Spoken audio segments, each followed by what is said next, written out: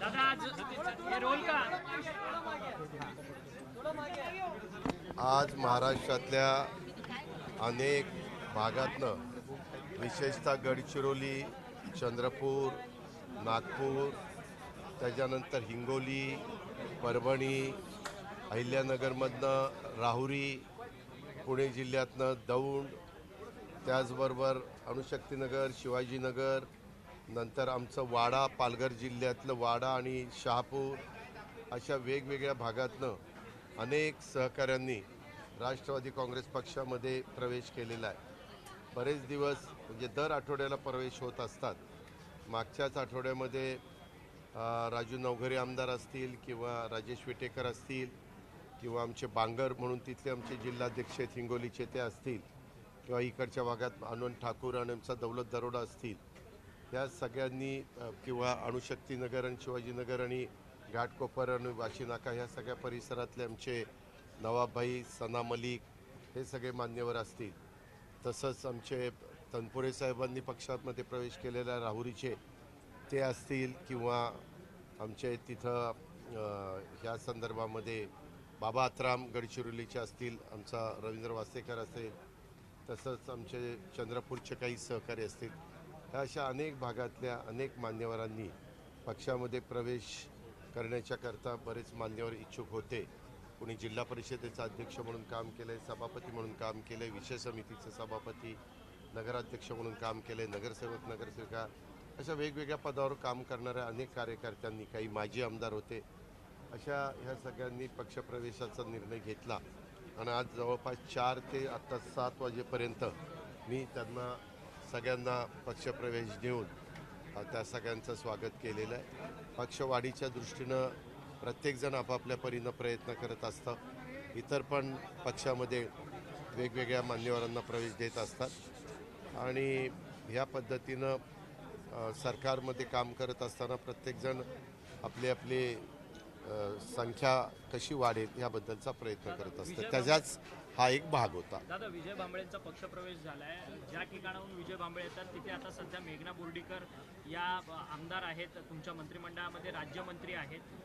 तर विजय भांबळे हे माजी आमदार राहिलेले आहेत. निसटता पराभव आत्ताच्या विधानसभेमध्ये त्यांचा झालेला आहे. तुम्ही आता पक्षप्रवेश करून घेतायत. आगामी काळात विधानसभेची निवडणूक कधी आहे बाळा? 4.5 वर्षांनी. त्याच्या आधी आमची जिल्हा परिषद आहे, तालुका पंचायत आहे, नगरपालिका आहे, महानगरपालिका आहे, मार्केट कमिटी आहे, सहकारी संस्थांच्या निवडणुका आहेत. तुम्ही उगीच त्याला आता आमचे शंकर मांडेकर मुळशी भोर वेल्ह्यातनं निवडून आले, त्यांच्या विरोधात संग्राम थोपट्यांना आम्ही पराभूत केलं. संग्राम थोपट्यांनी पण भाजपमध्ये प्रवेश केला. आत्ता दत्ताभाऊ भरणेंनी ते माने म्हणून प्रवीण मानेला पराभव केला, त्यांना पक्षामध्ये प्रवेश केला. तुम्ही हे जण त्याचा अर्थार्थी काही लावू नका. ह्याच्या काही दुरान्वयी पण संबंध नाही. मी सुरुवातीला सांगितलं की प्रत्येकजण आपापल्या परीनं आपापला पक्ष वाढवण्याचा प्रयत्न त्या ठिकाणी करत आहे आणि हे महायुतीचं सरकार आहे. काही बाबतीमध्ये आम्ही आता महाविकास आघाडीमध्ये पूर्वी 15 वर्ष काम करत होतो. 1999 ते 2014 तेव्हा देखील सरकारमध्ये आम्ही एकत्र काम करायचो. पण प्रत्येकाला स्थानिक स्वराज्य संस्थेमध्ये त्यांचे कार्यकर्ते टिकण्याच्या करता तिथं मुभा असायची, तिथं वरिष्ठ पातळीवर चर्चा व्हायची की जिथं आपण एकमेकांच्या विरोधामध्ये लढून तिसऱ्याचा लाभ होणार असेल तर आम्ही तिथं समंजस भूमिका घ्यायचो. तशाच पद्धतीनं आत्ता ते केले जाणार. आत्ता त्याच्यामध्ये देवेंद्रजी असतील मुख्यमंत्री किंवा एकनाथरावजी असतील उपमुख्यमंत्री किंवा मी असेल किंवा आमच्या तिन्ही पक्षामध्ये काम करणारे वरिष्ठ मान्यवर असतील, सगळेजण नीटपणे समजून. आता कुणाल पाटील हे धुळ्याचे, तिथं तर भाजपच्या विरोधातच त्यांनी पराभूत केलं. त्याचा प्रश्न तू विचारत नाही. आता भाजपच्या विरोधात तो काँग्रेसचा उमेदवार होता ना. तुम्ही देखील त्यांना गळ घातलेली होती. ही त्याच्यामध्ये गळ घातलेली असली, आम्ही गळ कुणाला घालत नाही. प्रत्येकाला संविधानाने अधिकार दिलेला आहे कुणाला कुठं जायचं आणि कुठं काय करायचं. त्याच्यामध्ये त्यांनी त्यांच्या उद्याचं भवितव्य काय आहे ह्या सगळ्या गोष्टीचा विचार करून त्यांनी त्यांचा निर्णय घेतलेला आहे. प्रत्येकाला आपापला निर्णय घेण्याची मुभा आहे आणि हे आज नाही, जसं देशाला स्वातंत्र्य मिळालेलं आहे तसं वेगवेगळे राजकीय पक्ष काम करतात. काही सत्तेवर असतात, काही विरोधी पक्षात असतात आणि त्या पद्धतीने काम चाललेलं असतं. दादा तुम्ही हिंदी सक्तीकरणाच्या काय 57,000 कोटींच्या पुरवण्या मागण्या ती काळजी करू नका, ते जबाबदारी आमची आहे. आम्ही त्याच्यातून कसा मार्ग काढायचा, जे काही सूत्र ठरवून दिलेलं आहे त्या सूत्राच्या बाहेर न जाऊन देता आर्थिक शिस्त कशी राहील हा प्रयत्न आम्ही त्या ठिकाणी करू. आपण काही काळजी करू नका. दादा हिंदी सक्तीकरणाच्या संदर्भात तुम्ही म्हटलेलात की आंदोलनाची वेळ येऊन देणार नाही आणि GR मात्र रद्द झालाय, परंतु आता 2 ठाकरे बंधू एकाच मंचावरती विजयी सभा करण्याकरता येणार आहेत. याकडे या दृष्टिकोनातून कसं पाहता? हो का, उद्याच्याला प्रत्येकाला अधिकार आहे. आज आंदोलन कशाचं होणार होतं 5 तारखेला की ते थांबवावं म्हणून GR रद्द केला मुख्यमंत्र्यांनी, ते थांबलेलं आहे. आता पहिल्यांदा त्यांनी डिक्लेअर केलं की बाबा आम्ही काही काढणार नाही. पुन्हा काही त्यांचे काय आहे, ह्या अशा प्रकारच्या गोष्टी झाल्या ना प्रत्येकजण त्याच्यामध्ये राजकीय अँगलनी बघतो. व उद्या महानगरपालिकेच्या निवडणुका आहे, उद्या स्थानिक स्वराज्य संस्थांच्या निवडणुका आहे. मग त्याच्यातून आपल्याला ह्याचा काही फायदा उठवता येईल का? त्याच्यातून आता ह्यांनी जर रद्द केलं तर मग गप्प बसलं तर त्याचा काहीच उपयोग होणार नाही.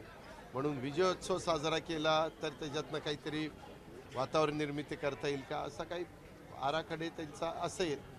त्याच्या पद्धतीनं त्यांना म्हणजे प्रत्येकाला मुभा आहे.